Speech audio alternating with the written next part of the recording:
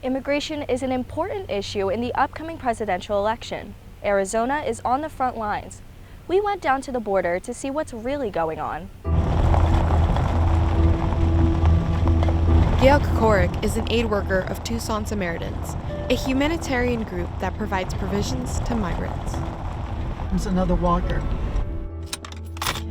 Kokorik stops for a migrant from Guinea, Africa. She gives him some water and food, then sends him on his way. Then we reach a migrant camp where people have come from all over the world. One migrant from Ecuador, Francisco Toquiza, is among the approximate 100 migrants in the camp. He fled the violence in Ecuador. Entonces no hay cómo andar en las calles. Entonces cualquier negocio no hay cómo tener. Entonces entran, roban, asaltan y ya pues hasta le matan dentro de nuestras casas.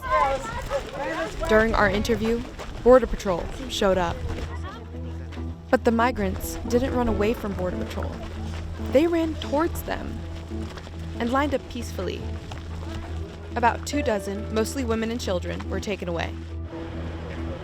Millions and millions of people have gone through the process that you witnessed. Todd Bensman is a senior national security fellow with the Center for Immigration Studies, which favors stricter immigration.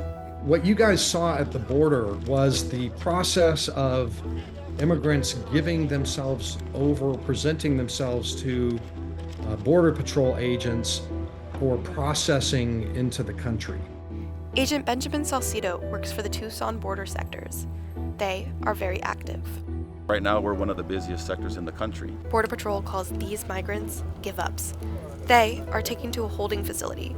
The Border Patrol processed more than 2 million people who came across the southern border unauthorized in 2023.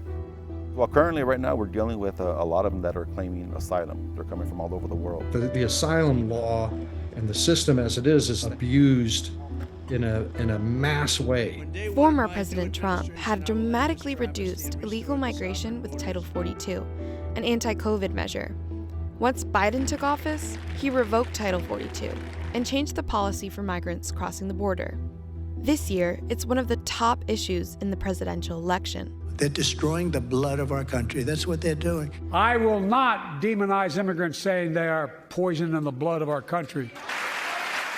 Dora Rodriguez, a member of Humane Borders, doesn't see the politics.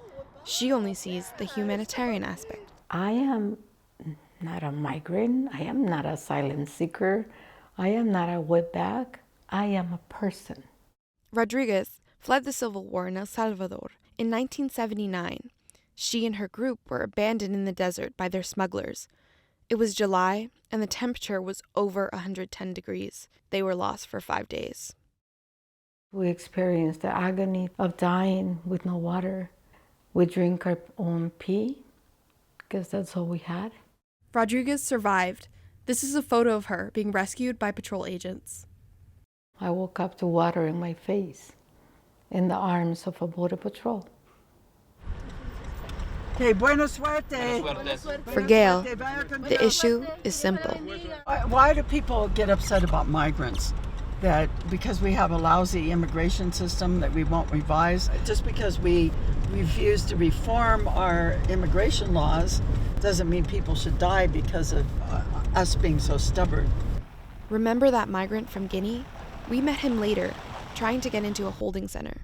A migrant, knocking on America's door, and no clear answer. From Montclair News Lab, I'm Danny Masariegos.